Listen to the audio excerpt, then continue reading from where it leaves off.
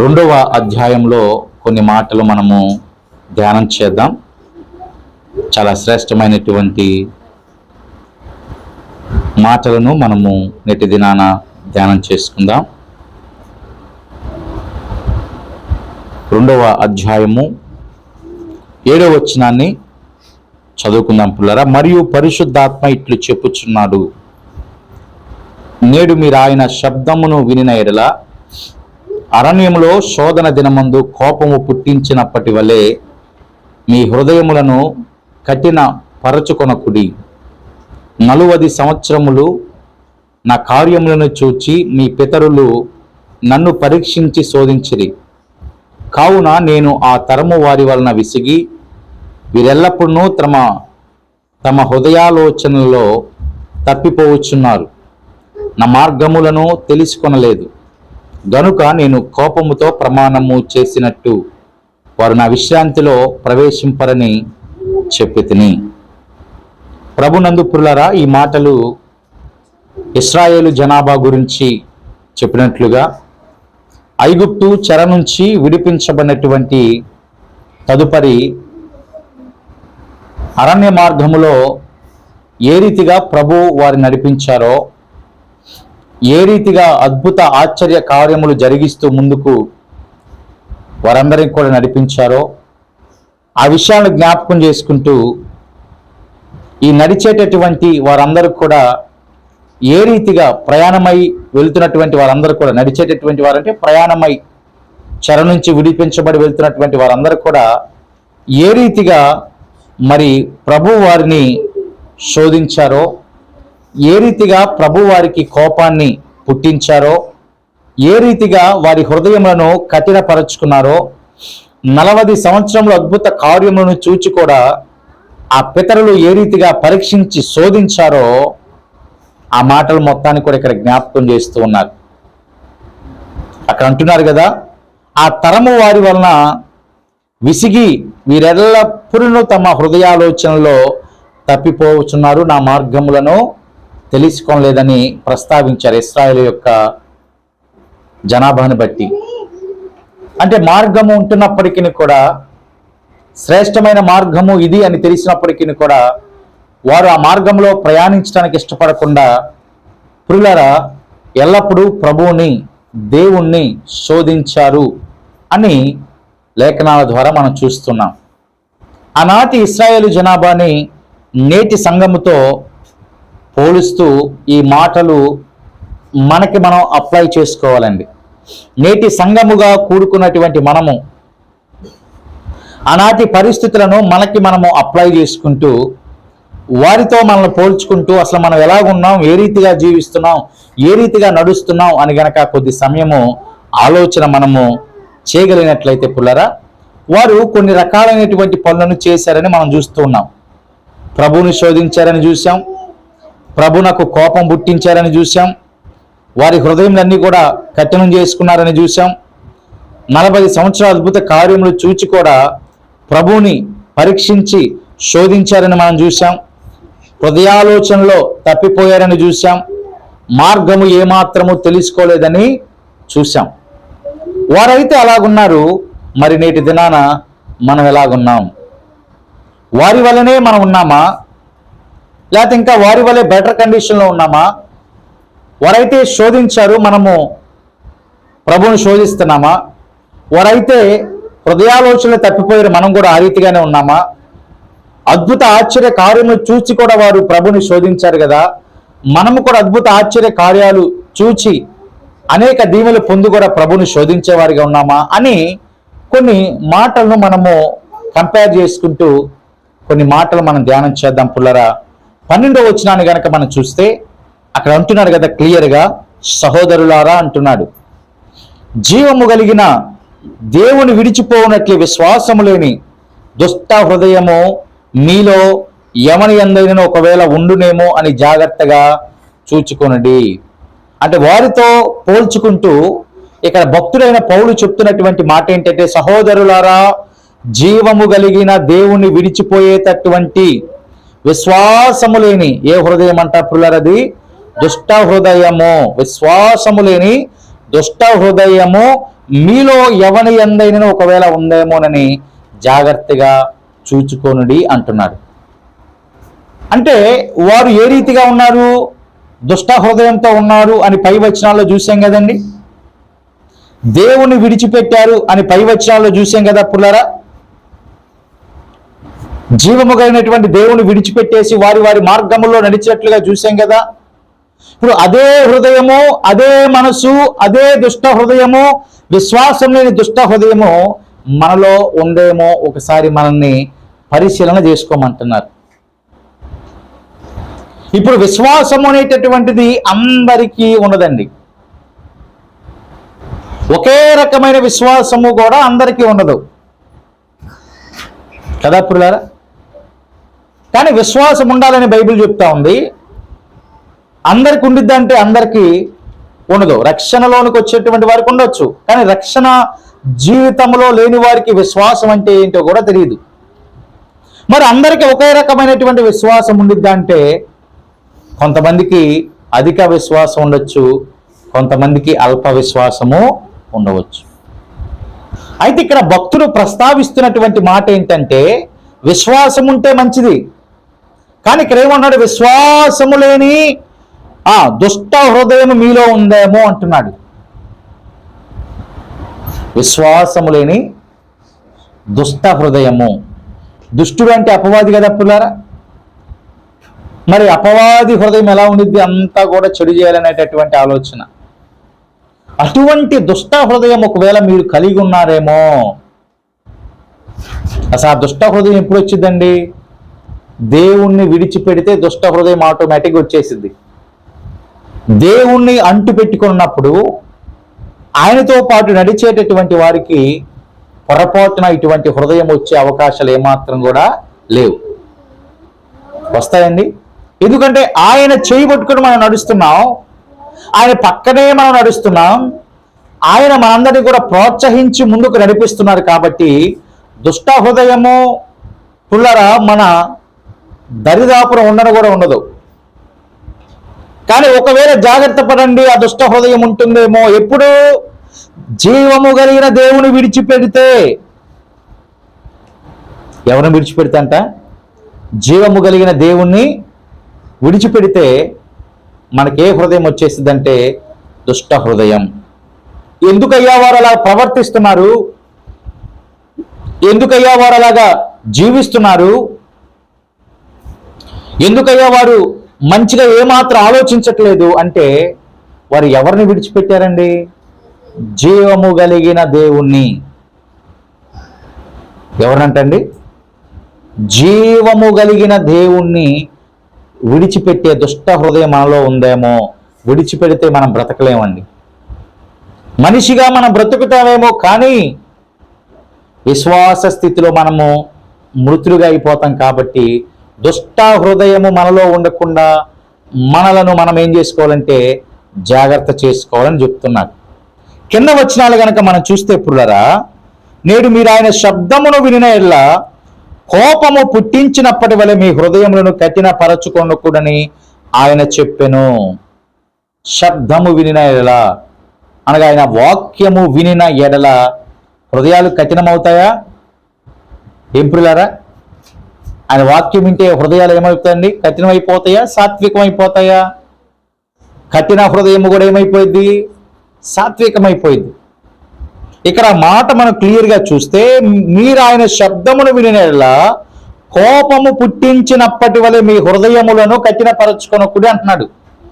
వారు శబ్దం విన్నప్పటికీ, దేవుని మాట విన్నప్పటికీ వారు ఏం చేశారంటే వారి హృదయములను కఠినం చేసుకున్నారు.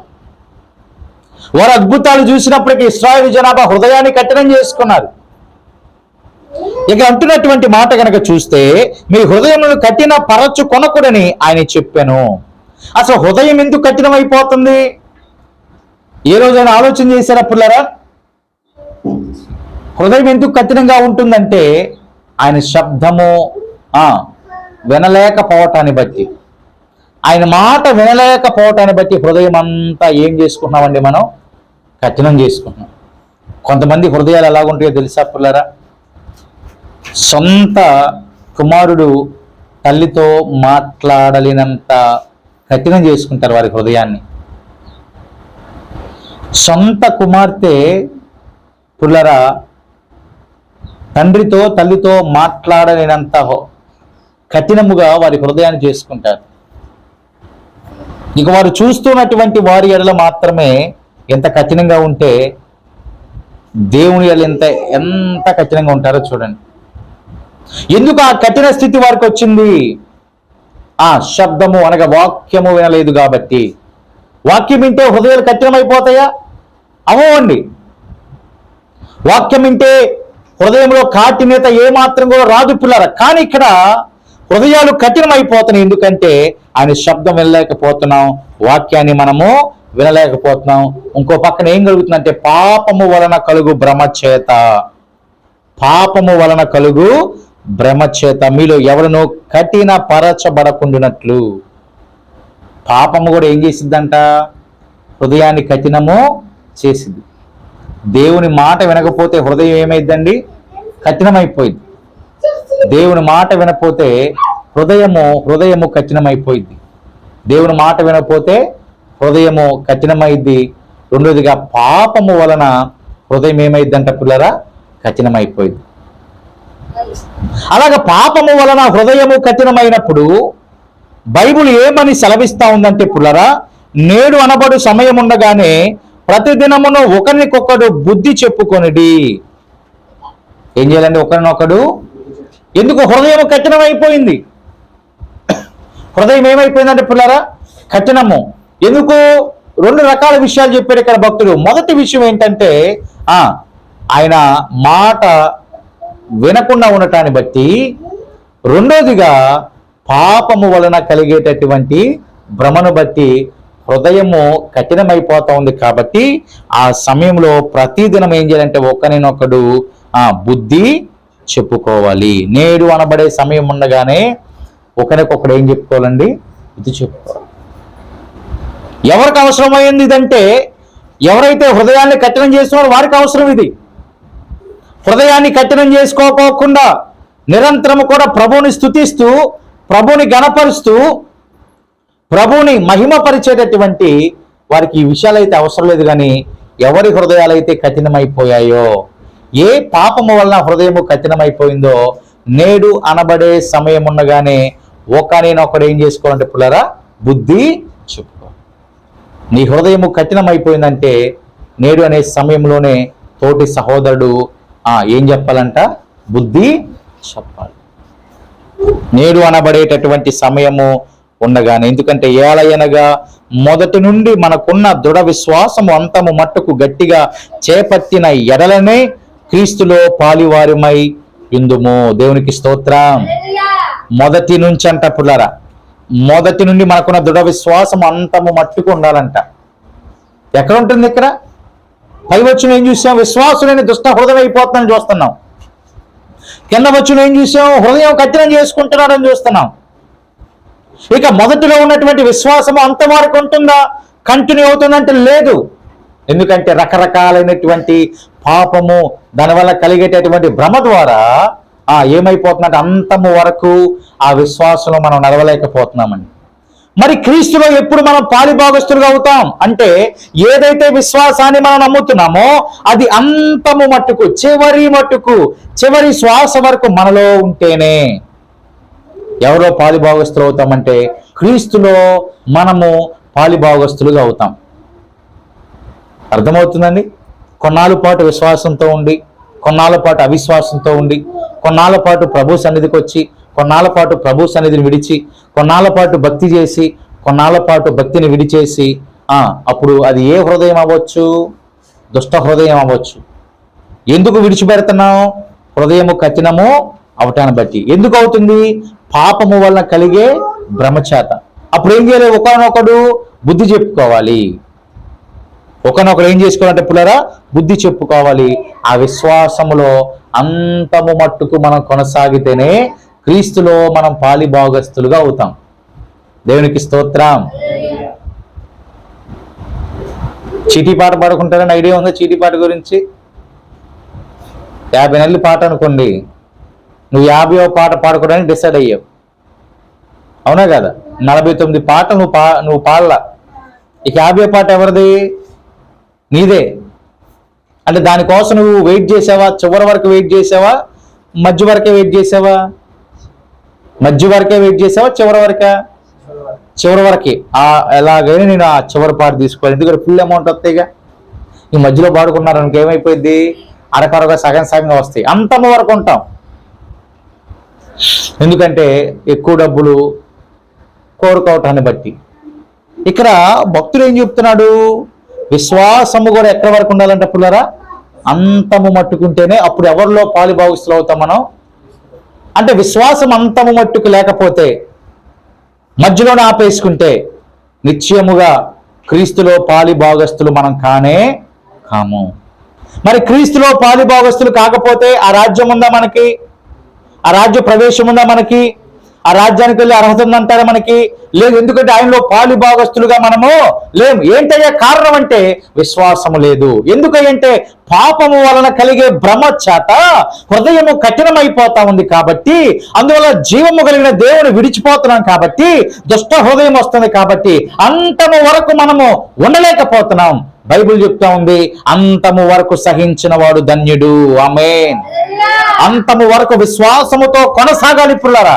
ఈ 40 సంవత్సరాలు కూడా వీరు ప్రయాణములో అంతము మట్టుకు ఉండలేకపోయారు. చేసిన వాగ్దాన ప్రాంతానికి వెళ్ళాలంటే అంతము మట్టుకు స్థిరత్వం ఉండాల్సింది పోయి, అంతము మట్టుకు వారిలో స్థిరత్వము లేకపోవటాన్ని బట్టి, వారు ఆ విషయాల మీద వారి మనసులో ఉంచలేకపోవటాన్ని బట్టి అరణ్యములోనే వారు రాలిపోయారు, అరణ్యములోనే వారు ఆగిపోయారు. వారు నిర్దేశించినటువంటి ప్రాంతానికి, స్థలానికి, వాగ్దాన దేశానికి వారు చేరుకోలేకపోయారు. నేటి దినాన నా పరిస్థితి కూడా అలాగే ఉంటుందండి. నిర్దేశించబడిన పరలోక రాజ్యానికి మనం ప్రవేశులుగా అవ్వాలంటే, ప్రవేశము చేయాలంటే దుష్ట హృదయం మనలో ఉండకూడదు. హృదయం ఏమవ్వకూడదంట? కఠినము అవ్వకూడదు. హృదయం ఏమవ్వకూడదండి? కఠినము అవ్వకూడదు. ఆ విశ్వాసాన్ని ఎప్పటి వరకు చేపట్టాలంట? అంతము వట్టుకు చేపట్టాలి. కింద మరికొన్ని మాటలు గనక మనం చూస్తే, పుల్లారు జాగ్రత్తగా ఆలకించండి. విని కోపం పుట్టించిన వారెవరు? మోషే చేత నడిపింపబడే ఐగుప్తులో నుండి బయలుదేరి వచ్చిన వారందరే కదా. ఎవరి మీద 40 ఏండ్లు ఆయన కోపగించాను? పాపము చేసిన వారి మీదనే కదా. వారి శవములు అరణ్యములో రాలి పోయిన. ఎవరి మీద ఆయన కోపగించాడంట? చూడండి పుల్లారా, ఎవరి మీద ఆయన కోపగించాడంటే చూడండి, పాపము చేసినటువంటి వారి మీదనే కదా. అంటే క్లియర్ కట్గా దేవుని యొక్క మహా గొప్ప లక్షణాన్ని ఇక్కడ మనం చూస్తే, ఆయన కోపం అందరి మీద ఉండిద్దా? ఉండదు. ఉండిద్దండి? ఉండదు. ఎవరి మీద ఉండిద్దంట? పాపము చేసిన వారి మీదనే కదా అంటున్నాడు. అయ్యా దేవుడు నన్ను బాగా కొట్టాడయ్యా, దేవుడు నన్ను బాగా ఇబ్బంది పాలు చేస్తున్నాడయ్యా, ఉగ్రత పాలు చేస్తున్నాడయ్యా అని మనం అనుకుంటా ఉంటాం. మా ప్రభువు అలా చేసే ప్రభు ఏమాత్రం కూడా కానే. ఎవరి మీద ఆయన కోపగిస్తారంటే క్లియర్గా చెప్తుంది బైబుల్, పాపము చేసిన వారి మీదనే. మరి ఇశ్రాయేలు జనాభా పాపం చేశారా? ఎస్, చేశారు. ఎందుకు? ఆయన శబ్దము వినలా పుల్లారా. ఆయన శబ్దమును ఏమాత్రం కూడా వినలా. విన్నప్పటికీ కూడా హృదయాన్ని కఠినం చేసుకున్నారు, మార్గంలో నడవలేదు, నచ్చిన మార్గాన్ని ఏర్పాటు చేస్తున్నారు. అంటే విన్నప్పటికీ కూడా వినిన దాని ప్రకారంగా నడవకుండా ఆయన కోపము వారి మీద ప్రదర్శించబడేటట్లుగా చేశారు కాబట్టి వారు అరణ్యంలో రాలిపోయారు. నిర్దేశించినటువంటి ప్రదేశానికి, ప్రాంతానికి వారు చేరుకోలేకపోయారు. నేటి దినాన పరలోక రాజ్యానికి మనం వెళ్ళాలన్నా, నిర్దేశించబడిన నాకు నిర్దేశించబడిన రాజ్యానికి మనము వారసులుగా అవ్వాలన్నా అంతము వరకు విశ్వాసంలో ఉండాలి. పాపపు జోలికి మనం వెళ్ళకూడదు. పాపము చేసేటటువంటి వారి మీద ఎవరి కోపం రగులుకుంటుందంట పుల్లరా? దేవుని కోపము రగులుకుంటుంది. ఎవరి మీద ఆయన కోపగించాడు? పాపము చేసిన వారి మీద కదా.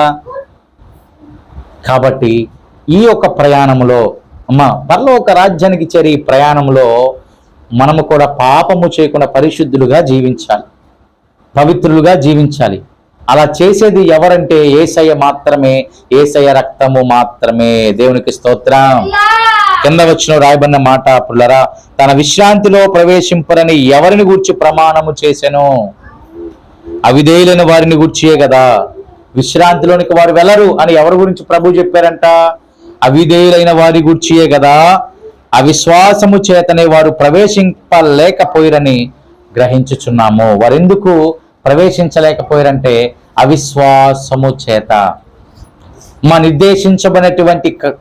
నిర్దేశించబడినటువంటి ఆ ప్రాంతానికి, కానాను ప్రాంతానికి వెళ్ళడానికి వారు ఎందుకు వెళ్ళలేకపోయారంటే అవిధేయతను బట్టి వెళ్ళలేకపోయారంట.